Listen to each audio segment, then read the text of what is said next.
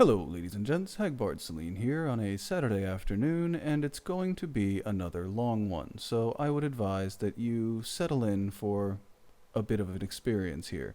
I have before me the author of a book called From Black Lives Matter to Black Liberation. And yes, essentially, it's as bad as it sounds. For some reason, she is absolutely desperate to distance the concept of black liberation from the concept of self-determination and individualism for black people. It's really quite odd.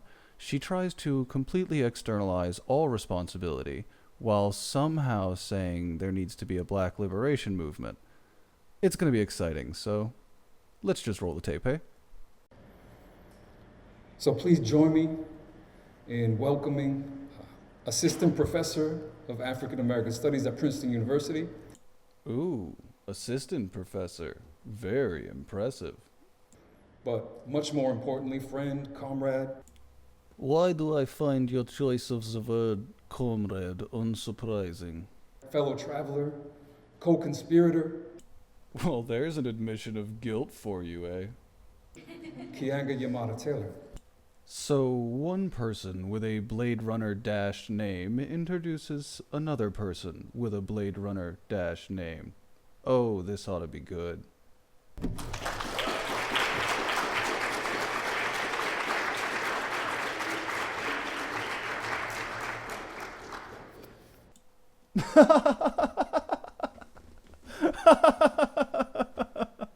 I don't know what I was expecting, but it certainly wasn't this. Go on, androgynous, dark-skinned hobbit. Let's hear it. Thank you, Gio. Thanks everybody for coming out. This is I think the third talk that I've done since the book has sort of trickled out, I think. Oh, fuck that. You self-promote on your own time. If anyone else is interested in her hyping the history of how and why this book was written, you feel free to go watch it yourself. I'm gonna fast forward until she actually gets to the meat of her supposed arguments. So three questions, three questions in particular that I want to try to engage with tonight, just to give people some sense of, what the book is about. Listen, lady, we all saw the book cover. We can fairly well guess what the book is about. This is a 300-page book, so I don't want to try to cover everything that is in the book, but... Of course not. We're trying to move units here, sweetheart. Some of the more important questions, I think, one has to do with if we understand, or maybe we don't understand, but I understand racism as a permanent feature of American society. Well, if you understand it that way, then what you're doing right now is a totally useless practice, because that's in the definition of permanent. There is nothing you can do about it. Meaning, quite simply, that there is no period of time in this nation's history where racism and racial inequality was not actively present. Then what holds back the development of movements against racism? Then why don't we also see a period of an overarching sort of unbroken string of movements against racism in the United States? Because, dear, not everyone shares your deeply held delusion that America has and always shall be a deeply racist society. Some of us see that we're living in a society that is far, far beyond the racial disparity issues that people like you like to bring up. Which isn't to say that when social movements aren't in formation or don't present themselves, that people are not fighting racism. It isn't to say that at all, but there is something different about the emergence of a collective movement. Even if it's disparate, even if it has different manifestations, even if it's not a cohesive and in some ways coherent movement. What she means to say here is even if it makes no logical sense whatsoever, even if it's based on several logical fallacies and misplaced facts, and even if the people within the movement are inherently behaving in a violent and disrespectful manner, sometimes bordering on if not being outright racist themselves, that it's still a valid movement somehow. I don't know how, but somehow. Is much different from the kind of individual efforts that people undertake every day to challenge racial inequality in this country. And so what holds that back? That's one of the questions I want to think about tonight. Secondly, of all the times in recent history for an anti-racist movement to emerge, why now, during the tenure of the nation's first Black president? We are living through an era of unprecedented Black political power, from the Black president to the Black attorney general, to more Black people elected to Congress than at any other point in the country's history. So why is this movement happening? Why is this movement happening now? Well, that one's actually rather easy, you see, because in any movement that is obsessed with gaining power for any single group, a little power is never enough. This is true of anybody seeking power. You see, it's the thing about power that people don't usually like to discuss, is once one has a little and has obtained a taste for it, stopping the acquisition of power is as hard as stopping an opiate addiction. You're not going to do it. So even though you have all the representation in the world, it's not enough because it will never be enough. Because you don't have all the power. That's how power works. And then finally, this is a kind of series of interconnected and related questions. Would you dare call them intersectional questions? What does the persistence of police violence and racism over time tell us about the nature of American society?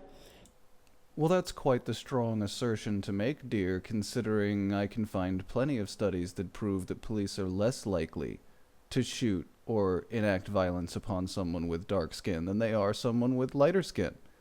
Interesting facts, I know, but hey, doesn't fit the narrative, so gotta eject those facts. Can Black people be free under capitalism? Can Black people get free alone? And if not, how can we build a multiracial movement that not only confronts police terrorism, but that also challenges the basic logics of this society? Well, now you have given us a beautiful rundown of Marxist ideology, you see. We must build a multiracial movement to take down capitalism, and all action taken by the state, especially police action, is terroristic violence upon the people. This is Marxist Rhetoric 101. It's nothing new. Sadly, it's gaining new ground, but it's nothing new. And I do find the question of can Black people even succeed under capitalism quite belittling to Black people, because it implies that they are incapable of exceeding under a meritocratic system. And I find that sad. You probably shouldn't say that about your own race, eh? Can we broaden the relatively narrow fight against police violence into a much broader struggle for Black liberation? Another vague ideological phrase that, if defined, would probably scare the shit out of any thinking human being. And so I want to engage with these questions in different ways and let that be a sort of launching point for a more general discussion. Oh good, we have the PC social justice phrase that allows her to essentially go on and say anything from here in the name of starting a discussion. Well, here we go. Discussion time. Afterwards. And so, to begin with, why are these movements episodic or periodic? In some ways, it's a very complicated question because it has to do with issues of consciousness and why people are willing to fight in one set of circumstances and not another. Hashtag stay woke, dog. And again, I should clarify that I'm talking about the emergence of collective I'm talking about the emergence of collective movements. No, you're talking about the emergence and reemergence of collectivism. So in trying to understand what holds back the development of anti-racist movements. Funny, on one hand, you were talking about black power and black liberation movements, and now you're talking about anti-racist movements.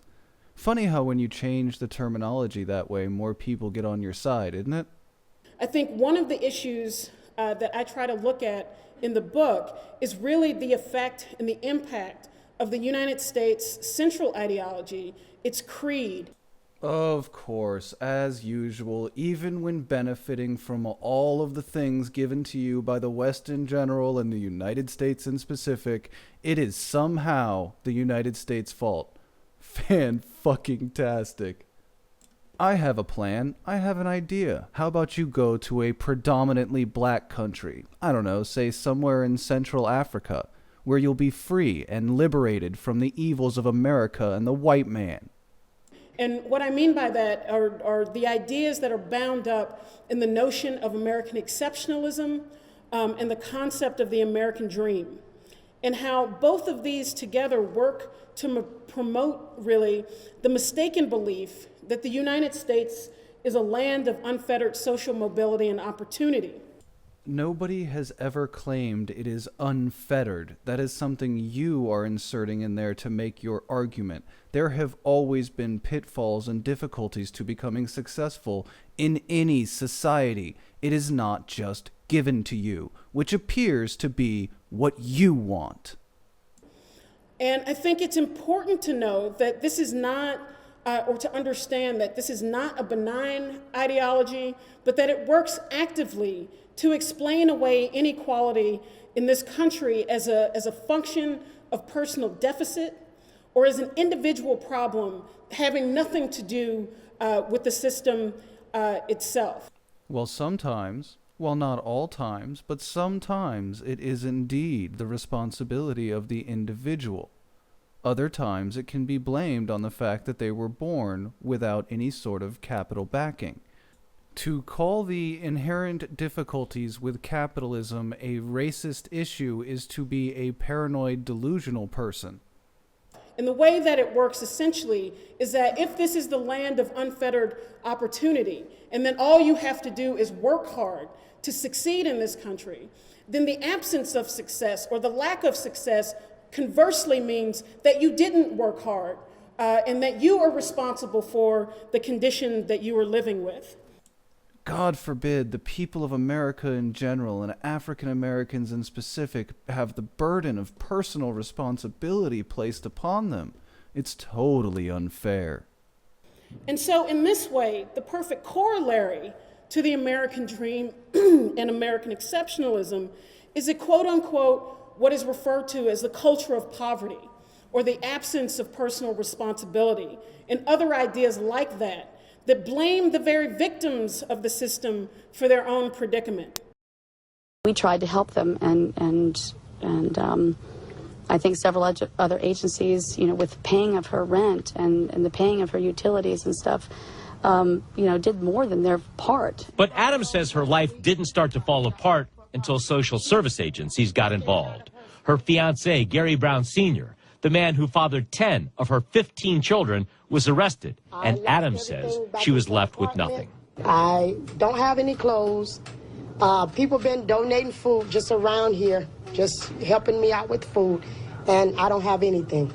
We called the Department of Children and Families to see what they've been doing to help. DCF says Hillsborough Kids Incorporated has been helping by paying Adams rent, even providing her furniture. Adams says it isn't enough. Somebody needs to pay for all my children, and mine and Gary, all our suffering, all our pain. Somebody needs to be held accountable, and they need to pay. Oh, I'm sorry. What were you saying about that culture of poverty and a lack of personal responsibility? I was distracted by one of the victims of the system. And this tendency towards blaming individuals does not only come from above, but when not challenged, it also becomes a way that those who are oppressed and exploited begin to make sense of their own condition. You mean they might look around, wake up, and realize that the fact that their daddy sells crack to make ends meet perhaps is not an economically viable solution for the future? So most times, many African Americans accept that there is something wrong with Black people as a way of understanding the, the problems experienced in Black neighborhoods. So what you're saying is that you're so racist as to believe that Black people have something inherently wrong with them, or that because there's an issue in a region that it inherently has to do with skin color. Only a racist would believe that. You see, I don't think that there's something inherently wrong with white people, in spite of the fact that I've known trailer park kids, and I've seen the way that they live. And I am perfectly happy to say that there is something wrong with the culture in many trailer parks across the United States. But for some reason, I'm maligned as a racist for saying that I think that there's something wrong with inner city culture in Black communities. Funny, huh? This rhetoric gets Black people and others to look inward at their own families, their neighborhoods, their neighbors, as an explanation of Black inequality, as opposed to looking outward at structures and institutions that have nothing to do with Black families. So what you're outright saying here is that instead of looking inward and finding out how they themselves are personally responsible and how to better their neighborhoods, communities, and families, you're actually encouraging them to go out and blame everything on racism. Jesus Christ, you're pushing us backwards and you don't even see it. And so part of what I'm saying is that that pressure that is exerted on African Americans, that comes from elected officials, it comes from the mass media, it's reinforced in academic institutions, it's part of popular culture to look inward for explanations of disparity between Blacks and the rest of society. So again, you've now bunny hopped from economic injustice being the root of it to it being a racial disparity issue, wherein, in reality, from the top down, all of the people you're discussing, predominantly Republicans, tell all people that are poor that they're responsible. You're the one that is just saying it is Black people. It's all poor people, dear, that are being held personally responsible when these people speak. Is not an accident, but is actively used to deflect attention away from the systemic roots of inequality in this country. But at the same time, I think it's important to say that those ideas, reactionary ideas. So, you're telling me it's now a reactionary position to advocate for personal responsibility. Do you not see how fucking scary that is, lady? Both from outside of the Black, of African American communities, but also within, are not static, but are quite fluid. And a whirlwind of ideas, these ideas can be set in motion when people's life experience crashes into or comes into conflict with these sorts of official narratives. For example, when people are told that you are poor because you don't work hard, and these are the same people who are getting up every day either to go to perform jobs in low-wage, back-breaking labor, or even just being poor in the United States, and understanding how difficult it is to actually be poor, and the hard work that goes into being poor and figuring out how to survive day to day, comes into direct conflict with being told that you're lazy. Or shiftless, or that is an explanation for the conditions that you are living in. And to deny that some people are poor because they have not applied themselves to the world is also true. To imply that some people remain poor because they make poor decisions is also true. And to imply some populations of people have a lower economic chance of success because the community that they are a part of do not advocate for social advancement through these socially adequate means is also true. Is it uncomfortable to discuss? Yes. Does that make it any less true? No. And I would just like to point out that per capita in your clip you're using, there actually appear to be more black cops than there are black protesters here.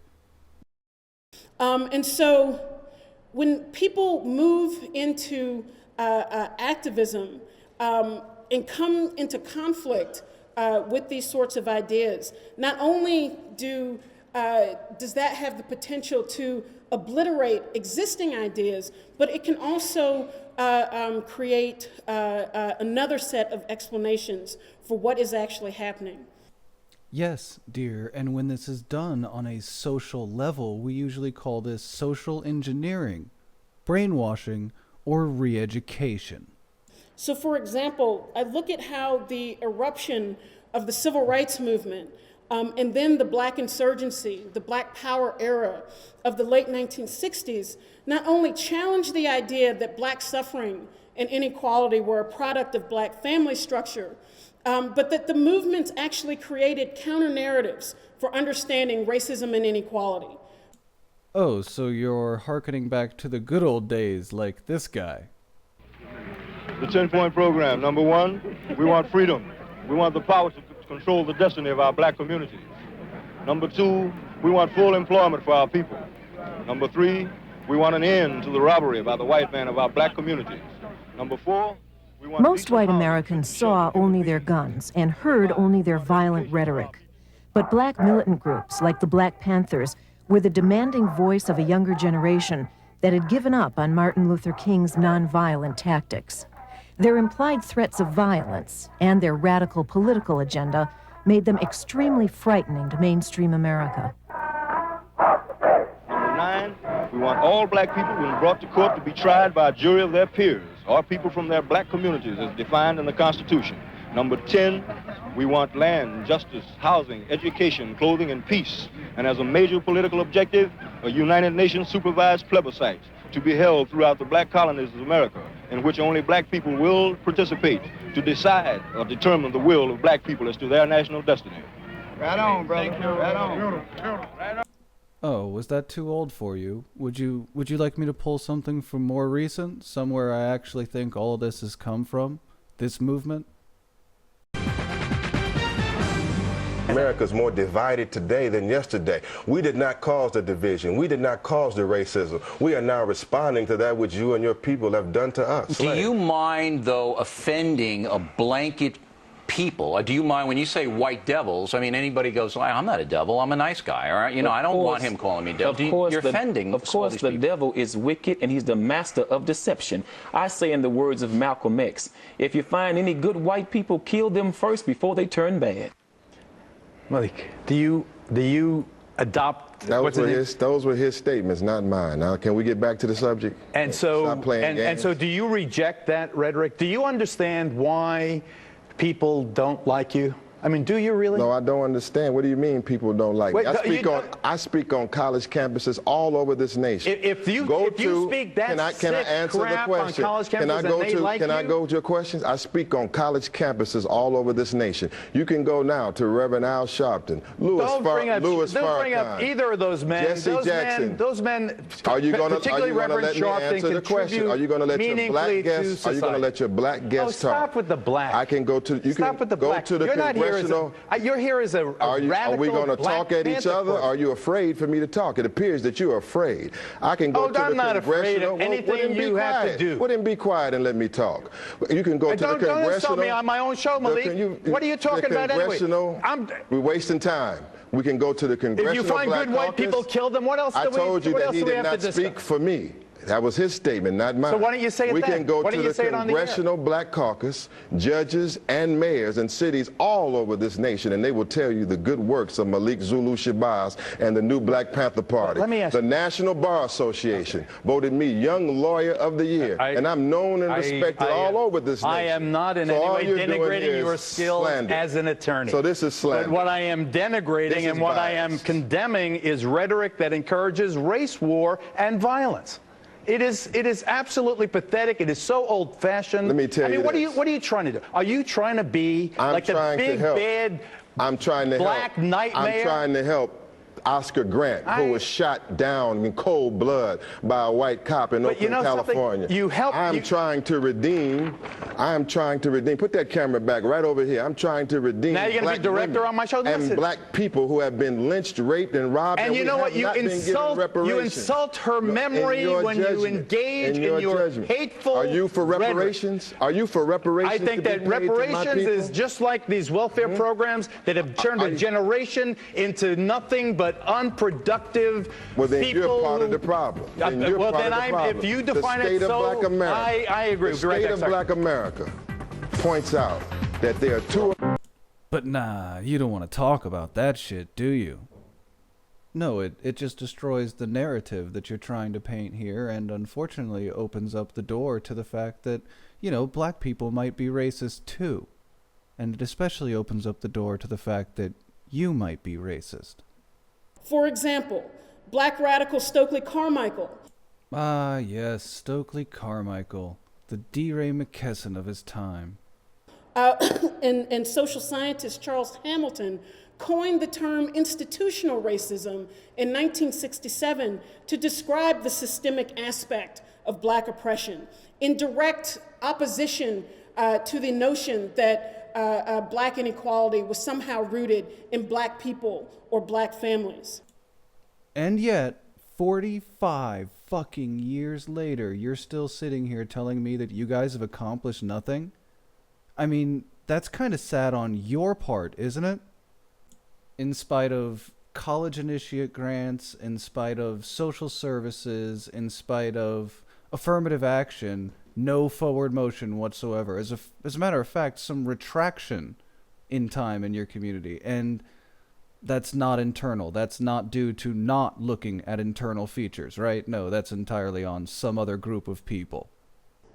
And so when a movement does break out into the open, it shatters the isolation that most people live in and shows the connection between people's different experiences and oppression. It can also imbue confidence in their collective power and as it exposes the systemic roots of the problem. It can also be used to foster inaccurate mob mentality, which is exactly what it has done in this case. If we think about the impact of the Ferguson protests, we can see this. The collective resistance has helped to not only expose police violence, but to also show that police violence was not just a case of individual or rogue cops, but that it was much more profoundly deeper than that. The collective resistance of ordinary people in Ferguson also helped to expose the tyranny of the state, which further showed the systemic roots of police violence. People will remember the tanks in the streets, tear gas, the hyper-militarized reaction of the police in Ferguson against the unarmed population in that town. You actually believe that, don't you? Do you know what most Americans remember about the Ferguson protests? Here, let me show you.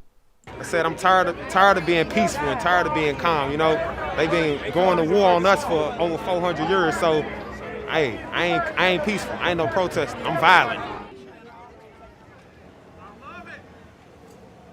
love it too. You burn this bitch down.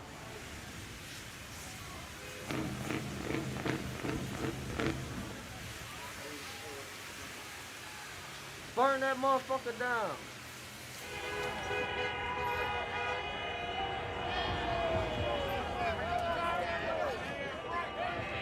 Straight mayhem out here. This is no longer peaceful protest. Both protesters and media, please evacuate the area. We are trying to get to the next fire.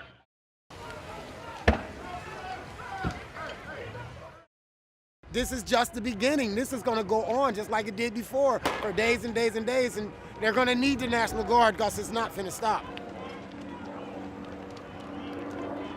And so all of that is to emphasize that the movement, the collective resistance of ordinary people, has the power to expose the typical lies that are told about working class people, particularly working class and poor Black people. It has the ability to create deeper understanding of our oppression, and most importantly, it gives us the best opportunity to challenge the status quo, to challenge the typical understanding of where that oppression, where that inequality really comes from. That was nothing more than a word salad comprised entirely of fucking buzzwords. You just said nothing. So the second question about why now, I think is important, for me at least, was important in understanding the emergence of the movement in this particular moment, as opposed to any other period in the last 15 years, particularly under the presidency of George W. Bush. Like, why not then? Why now? I think in the days right after, the days and weeks and months right after Barack Obama's election as the nation's first Black president, the New York Times, among many other publications, ran a serious article that questioned whether or not the election meant the end of Black politics. The idea was not that African Americans would no longer be involved in politics, but the assumption was that it would no longer be necessary for a separate and particular politics attuned to the oppression of Black people. This, of course, dovetailed with the idea that the United States was entering into a post-racial period. And we can't have that, because then all you Black nationalists, Black separatists, and Black power activists would be out of a job. Your job is to convince people that they are oppressed, and without that, you're fucked. So instead, you decided to start a campaign during the Black president's presidency to prove that since he hadn't done enough for Black people, it was now time for Black people to rise up. I don't understand the logic therein, because in reality it does indeed show that if you were to work your ass off, you could attain something in this country, but instead, you just looked at the Black president and said, he didn't give me anything. While most African Americans did not buy that the country was moving beyond race, among almost all Americans, there was widespread optimism that Obama's victory indicated that the country was shedding its long history of racial injustice. How ironic, then, during the twilight of Obama's presidency, we have witnessed the birth of a Black social movement and the revival of radical Black politics. That would be akin to saying that now, during a time when Christianity is predominantly waning in the West, that it's so surprising that we're getting Christian extremists and loud, angry Christian ministers talking about the death of Christianity and wars on Christians. But no, you don't seem to see the logic in that because you're one of the preachers. The movement is known by its most popular slogan, Black Lives Matter. It is diffuse, angry, and has emerged in response to the continued plague of police murder, corruption, and violence throughout Black America. Though, ironically, it's not super interested in combating the murder, corruption, and rampant violence against Black people perpetrated by Black people, of course. Black Lives Matter is not incidental to the Obama presidency, but in many ways it is a product of it. Thanks, Obama. On the eve of Obama's first inauguration, 69% of Black people said that King's dream had been fulfilled. There were high expectations from Black people that there would be a break with the politics of the past and that actual change was on the way. This idea was mocked quite successfully by the animated series The Boondocks. In the episode, It's a Black President, Huey Freeman, please, I advise everybody part of the Black Lives Matter movement sit down and immediately watch seasons 1 through 3 of The Boondocks.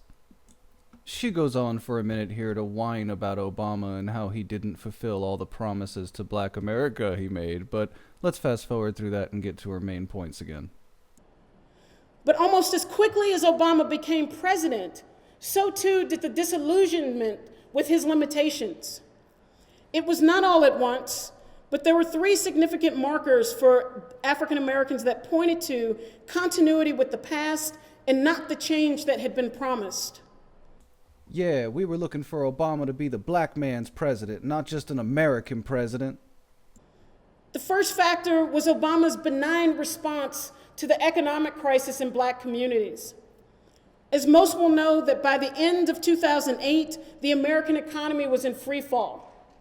Black people would bear the brunt of the Great Recession and economic crisis that ensued.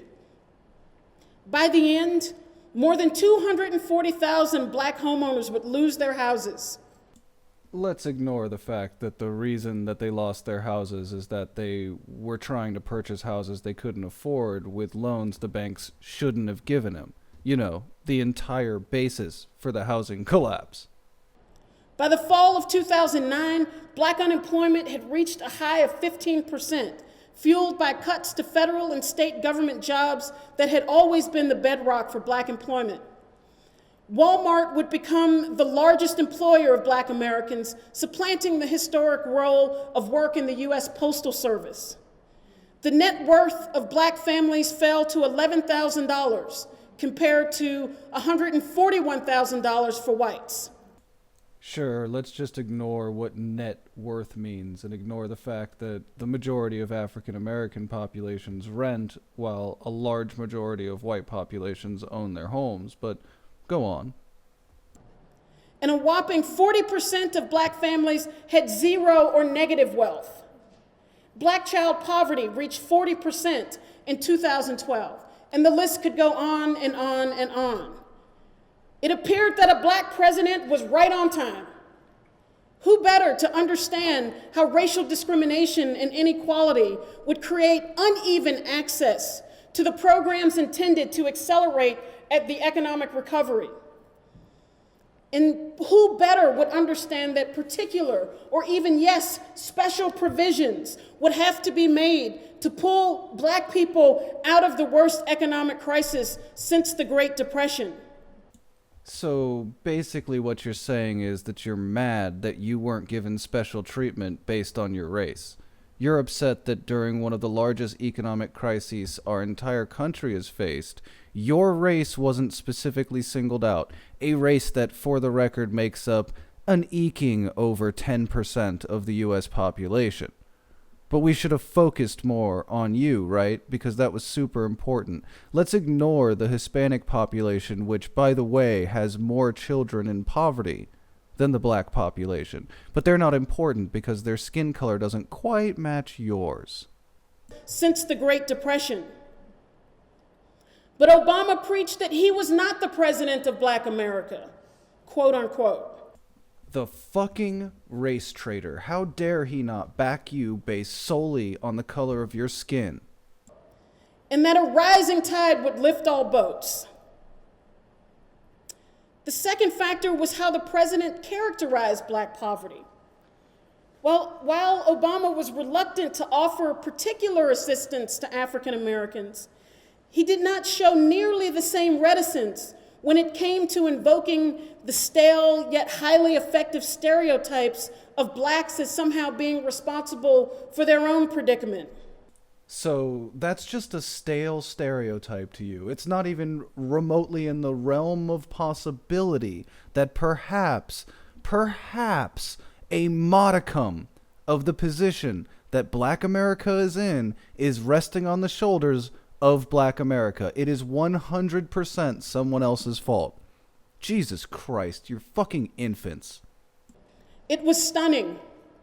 While the entire Western world was blaming Wall Street for its reckless practices, while everyone began to turn their attention to the economic inequality of capitalism and all of the structural problems in the economy, here was Barack Obama scolding black parents for feeding their children cold fried chicken, for watching television instead of reading books, and indeed lectured black America that there were, quote, no excuses for any predicament they might find themselves in. Well, good for him. President Obama tried to do right by you and explain that if you actually were to heal your communities from within, your communities may indeed become better than they were today. But instead, you're just going to stand in front of government buildings and say, I want. Without question, some, if not many, black people agreed with the criticism of the black poor and the black working class. It fit the common sense of the last 40 years that African Americans suffer these disparities because, as I said earlier, because of a lack of personal responsibility. It is an argument that has been reinforced at every level of government, in the mass media, and in our popular culture. And that's just utterly impossible. It's utterly impossible that there might be some truth to the statement that personal responsibility could serve as something of an antidote to the black population in America. No, you just have to say it's racism, it's capitalism, it's the evils of the white man. It's essentially anything but you. And yet for others, it was an argument that completely contradicted their experience. Black homeowners had played by the rules, and they were cashing in on their American dream, only to be bilked by mortgage lenders and dirty banking practices which left them penniless. So had many young whites finally achieved the American dream and purchased a home, and they had that ripped out from under them by the same mortgage brokers because they didn't care. You see, they were taking anybody who was dumb enough to sign the piece of paper and not realize that they weren't going to be able to afford the house. This was a problem. Not only was it a problem, it was arguably a legal problem that got ignored. But what it damn sure was not was a racially motivated problem. You fucking bigot. Black college graduates who had played by the rules were still 3 times as likely to be unemployed as their white counterparts. That is because it turns out that a generic degree in an MBA does not get you nearly as far as you would hope without a functioning idea of starting your own business. Black men with no criminal record and looking for work were still as likely to be called back as white men with a criminal record. That study is based in just the city of New York, specifically looking at low-income jobs in inner-city regions. Now, what that doesn't take into account is the fact that the New York City prison system has a system called bonding and licensure, wherein if any damages are done to the business's name, or in place of the employee, the state is in fact responsible because they release this person as cognizant and capable of seeking a job. That's what bonding is. That may indeed have something to do with why it's easier, potentially, for a white ex-convict in New York City to get hired over a black non-ex-convict. We've, of course, completely ignored all of the other issues that may come into play when hiring in inner cities in New York, but whatever. Discrimination and other objective factors that had nothing to do with the morality or responsibility of black people were the culprits behind black poverty. And this, again, was affirmed by the explosion of the Occupy movement in the fall of 2011. Occupy forced the growing problems of poverty and inequality into the center of American politics by popularizing the slogan, "We are the 99%. Of course, if you had it your way, it would likely go, "We are the 13 to 16%. Am I right? Occupy was often described as a white movement. Yeah, checks out. Looks pretty fucking white to me. But polls found that 45% of African Americans expressed a positive view of Occupy, and an additional 35% said that the movement was good for the American political system. This would put many black people directly at odds with the "no excuses" mantra the president often repeated for black audiences. Only if you look at it that way. The way I see it, what it really does is it puts everyone in the same boat of oppression, which probably isn't going to be good enough for you. I mean, really understood, it's the "no excuses that nobody else has" mantra at that point. Finally, the growing excesses and brutality of the American criminal justice system from violent policing to mass incarceration and beyond, drew attention to how much things remain the same. The moments that Obama had to affirm Black concerns with what people were referring to increasingly as the criminal injustice system went unheeded. Well, I hate to borrow a page from old Devin Tracy, but, you know, Black people should stop committing crime.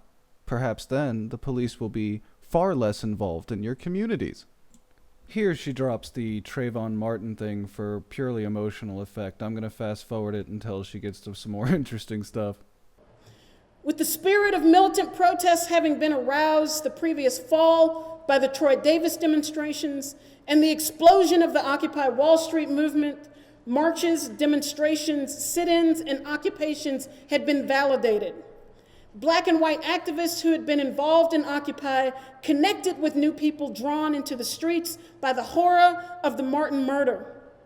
Sure, combining with an anarchic group known for shitting in the streets is really going to do wonders for your public image, isn't it?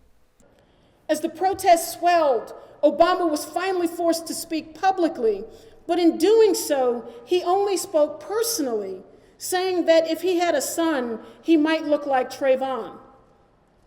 Considered poignant by the media, it failed to articulate or resonate with the growing Black anger against police misconduct in Florida and the refusal of officials to arrest Martin's killer. Let's just ignore the fact that Trayvon Martin was violent, attacked George Zimmerman, and smashed his head against the pavement. Let's just ignore that. For the record, the Trayvon Martin shooting happened like 6 blocks from where I used to live. I know the neighborhood. Frankly speaking, I wouldn't have trusted the fucking kid either. Eventually, Zimmerman would be arrested, tried, and ultimately acquitted as Trayvon Martin was transformed from a 17-year-old boy walking home to his father's house to a marijuana-smoking, oversized thug who was the aggressor. And we all know that anything besides positive things about a Black person in the news is racist. When the verdict was announced, Obama implored the public to respect the jury's decision, claiming, quote, "We are a nation of laws." Of course, we've seen you support Black Lives Matter, and we all know they're not big on laws, so I'm sure you just disregarded that, didn't you? Of course you did, because why, oh why, would you ever listen to President Obama, the race traitor? What did this even mean when the Martin case so clearly demonstrated that we are a nation with 2 sets of laws, one for African Americans and one for everyone else? Sure, that's how that works. Just tell it to OJ. Everyone understood that if the tables had been turned, if Martin had violently set upon and shot and killed Zimmerman, he would have been arrested immediately and ultimately convicted. You're right. Luckily, that's not how that case went down at all. Indeed, George Zimmerman did confront the young man, and the young man violently attacked him. And only after several moments of that attack did George Zimmerman then pull his weapon and shoot Trayvon Martin.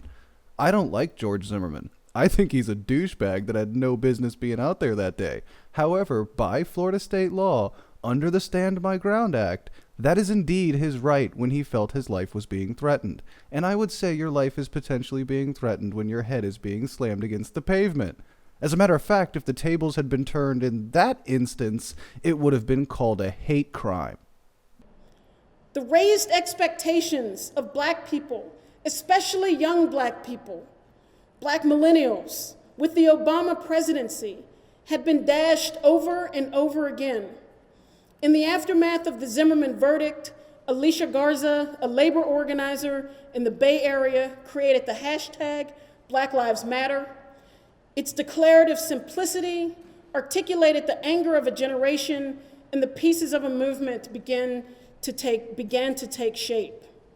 So some bitch in the Bay Area heard about what happened to Trayvon Martin and decided to insert her nose into Florida state politics that had fuck all to do with her ultra politically leftist state. Okay, what does that have to do with someone that actually has some idea what the fuck is going on in the world? Last year, just in terms of getting into the last cluster of questions I raised about Black liberation. Last year was the 150th anniversary of the end of the Civil War. This year marks the is the anniversary of the very first Civil Rights Act for African Americans. It was the Civil Rights Act of 1866. And it said, quote, in part, citizens of every race and color, without regard to any previous condition of slavery or involuntary servitude, shall have the same right in every state and territory in the United States to full and equal benefit of laws and proceedings for the security of person and property as enjoyed by white citizens. And so when I was working on this, I found an interesting piece of trivia. Freddie Gray, the 25-year-old young Black man whose neck was broken and almost completely severed in Baltimore, whose death provoked the Baltimore uprising last April, was picked up by police 150 years to the day of the end of the Civil War. And so if we think about that gap as the end of the Civil War ushering in a period of Black personhood and Black citizenship, and what it means for 150 years later for a young Black man to be chased down by police because he made eye contact with the police, and that his punishment was a quote-unquote nickel ride in the police van that left his neck broken, his voice box allegedly crushed, his spleen severed. It says something about the distance, the gap between formal equality and actual real equality. How exactly is that? Because realistically speaking, Freddie Gray was arrested because he was a known drug dealer who was selling drugs on the corner.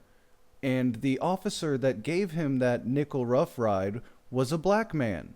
I would say that's fairly equal opportunity, wouldn't you? I would also say that one of these Black men made better decisions about their equal opportunity than the other. And so I wanted to just read a couple of pages from the final chapter of the book to say something about that and to raise that as a larger question of what Black liberation actually means. If my audience would like to watch her read the tail end of her manuscript for 5+ minutes, they are more than welcome to click the link in the description. Suffice it to say, she just goes on to expound on the fact that Black people need to become a singular community of race-based peoples in order to gain economic and just judicial power in the United States. It's the same thing we've been dealing with for 2 years now. It's nothing new, and frankly speaking, it is once again Marxism operating in another guise. It is simply an attempt to say that just because one Black man succeeds, or a few Black men succeed, or a few Black people succeed, nothing matters until all Black people succeed, which is a bizarre Communist Manifesto level delusion that I have absolutely no idea how she actually holds. My issue is that I think these people think that white people operate under this accord, and that is not the case. Many a white person has succeeded, leaving many more a white person in the ditch behind them. That is simply how this society works, and it's how we have moved forward so rapidly and so greatly in such a short period of time. Please, I beg you, stop trying to stop progress in the name of progress. Well, folks, that's all for me. I attempted to keep this as short as humanly possible, and I appear to have failed. So I hope you guys enjoyed for what it was, which was somebody who is tired of all this race-based bullshit and tired of hearing about it from every source in the entire world. I have an idea. How about you do the exact opposite of what this woman has been saying to do the entire time, and actually take some personal responsibility for the way that your cultures have turned out? I would deeply appreciate it, and it might actually serve a higher function than simply making you feel better about your position in life. This is non-functional behavior. This is not how one solves the problem with any community by simply blaming other outgroup communities. It's asinine, backwards, and even she admits it's a hearkening back to the race gangs and militant African American groups from the 1960s and 70s, which she fails to mention were also rampantly misogynist groups known for regularly dealing in narcotics, committing acts of violence, etc., etc. These people were not peaches. These people were not fucking heroes. These people were criminals out to gain power through an alternate means. I'm sure there were some good guys in the group, but I'll tell you, just like Black Lives Matter, that's predominantly who it calls to, and always will. I hope you guys enjoyed, and I will see you on Monday.